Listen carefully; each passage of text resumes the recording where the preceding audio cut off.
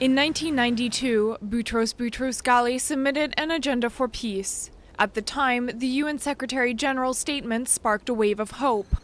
But today, Africa is the scene of more than two-thirds of global conflict and in turn hosts the majority of UN military forces.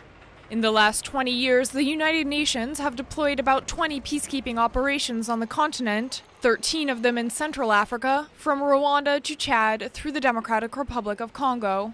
Il faut toujours rappeler que les missions d'interposition onusiennes dans la région. It's necessary to remember that UN peacekeeping missions in the region aren't, how do you say, intervention missions. They don't have any role. They aren't going to stop the conflicts, if I may say so. They're there to assure that the human losses are kept to a minimum without using violence. In terms of peace and human cost, it's very difficult to talk about a positive assessment. C'est très difficile de parler d'un bilan positif. Central Africa is one of the world's most unstable regions. In a report published in early January, the Group for Research and Information on Peace and Security, or GRIP, tries to explain why. One reason for conflict? Central Africa's land is richer than anywhere else on the continent. Western, Asian, and African countries all compete over the natural resources. Internal and external alliance games undermine national political institutions. GRIP experts also point to the demographic pressure that weighs on the states, a factor that exacerbates the problems of governance in the region. The United Nations have intervened several times to try to put an end to crises. But like many other observers, GRIP paints a less than flattering picture. In Central Africa, the majority of peacekeeping operations can be classified as failures. The most striking case, Rwanda. 2 missions, 2 setbacks for the UN. The first failed to prevent weapons transfers between Rwanda and Uganda. The second was unable to prevent the slaughtering of some 800,000 people in 1994.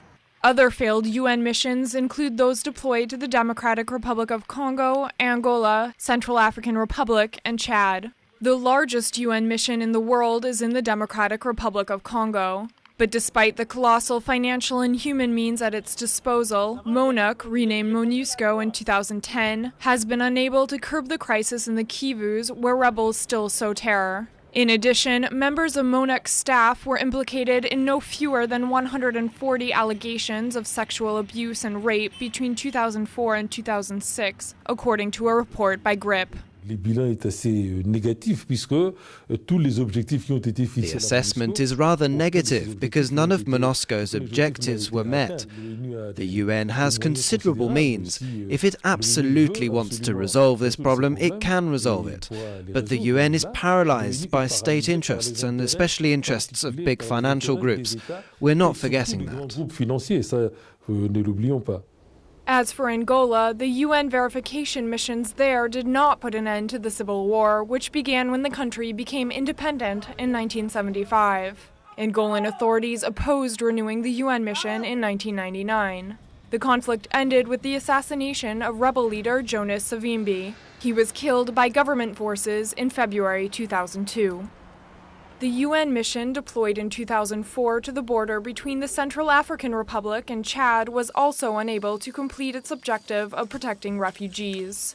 Due to multiple political malfunctions, logistics, and lack of human resources, the UN was forced to withdraw in December 2010 under pressure from Chad's president Idriss Déby. Mandates of Blue Berets, functioning and funding of UN missions, and recruitment of UN forces are more than ever under fire from critics, especially in Africa. Many on the continent are raising their voices to ask, if not to abandon peacekeeping missions, for greater involvement of local stakeholders in resolving conflicts.